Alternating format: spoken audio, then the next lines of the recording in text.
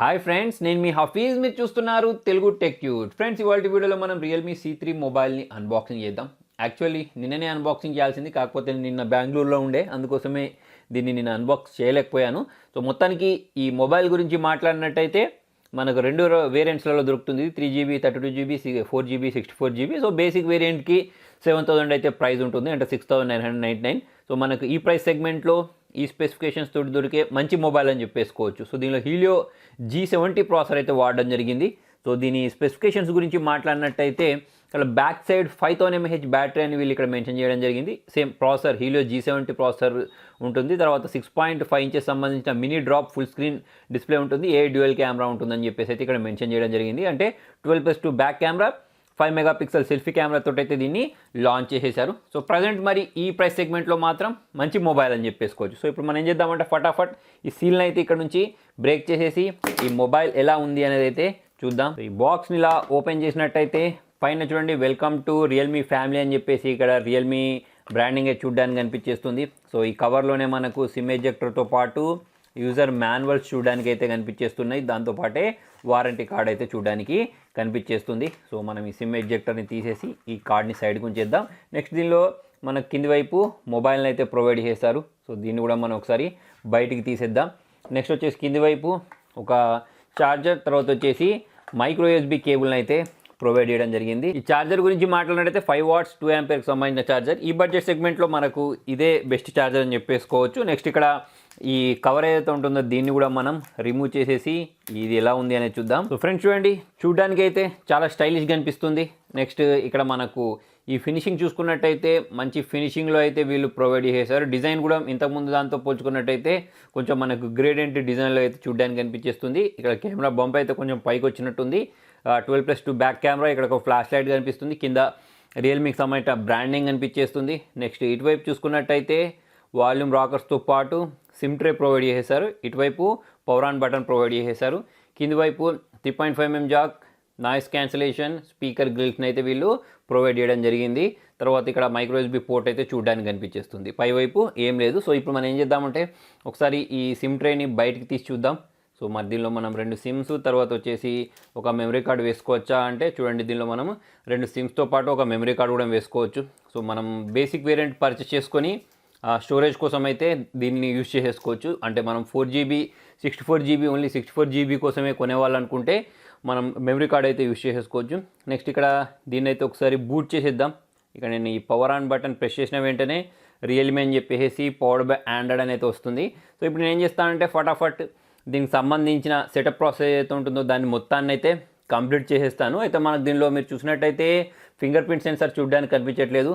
So face unlock ద్వారానే మనం దీన్ని అన్లాక్ చేయాల్సి ఉంటుంది, లేదా ప్యాటర్న్ లాక్ లాంటివి అయితే యూజ్ చేసేసుకోవచ్చు. పైన చూసుకున్నట్టయితే వాటర్ డ్రాప్ నాచ్ చూడడానికి కనిపించేస్తుంది. సో ఫ్రెండ్స్, సెటప్లో భాగంగా ఇక్కడ ఫేస్ డాటాని కూడా స్కాన్ చేయమని అడుగుతుంది. సో ఇక్కడ నేను కంటిన్యూ బటన్ ప్రెస్ చేసి ఫేస్ డాటాని అయితే ప్రొవైడ్ చేసేస్తాను. ఓకే, ఫేస్ డాటా అయితే కంప్లీట్ అయిపోయింది.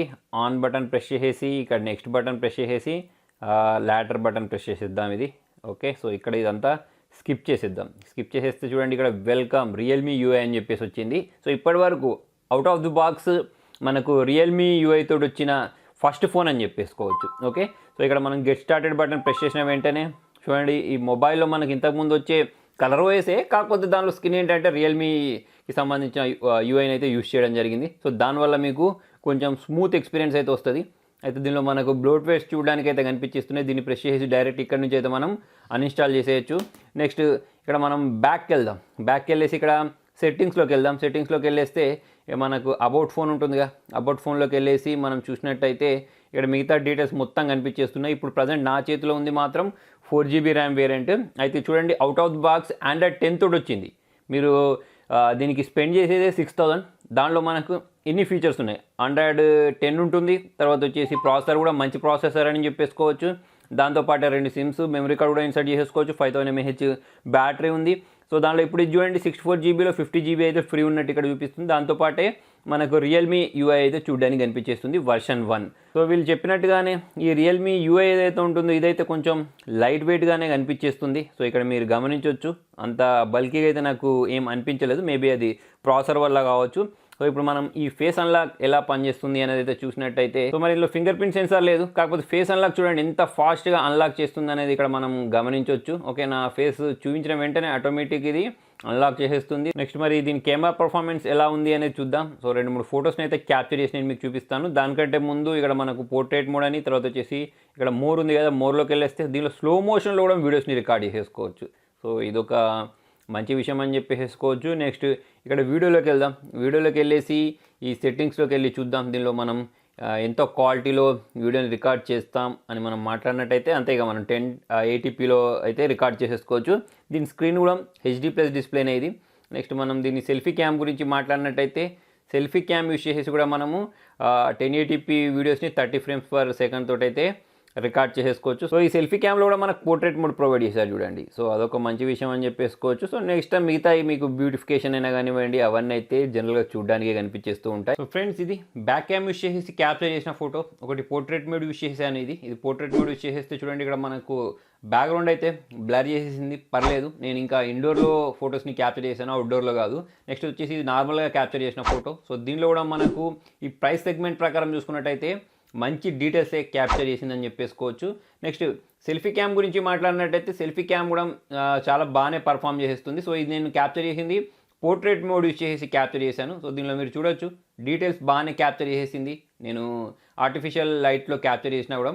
నెక్స్ట్ వచ్చేసి ఎడ్జ్ డిటెక్షన్ కూడా బాగానే ఉందని చెప్పేసుకోవచ్చు. సో ఓవరాల్గా చూడ్డానికి బాగుంది. నెక్స్ట్ బ్యాటరీ బ్యాకప్ కూడా మీకు 5000 mAh ఇచ్చారు కాబట్టి అదొక మంచి విషయం అని చెప్పేసుకోవచ్చు.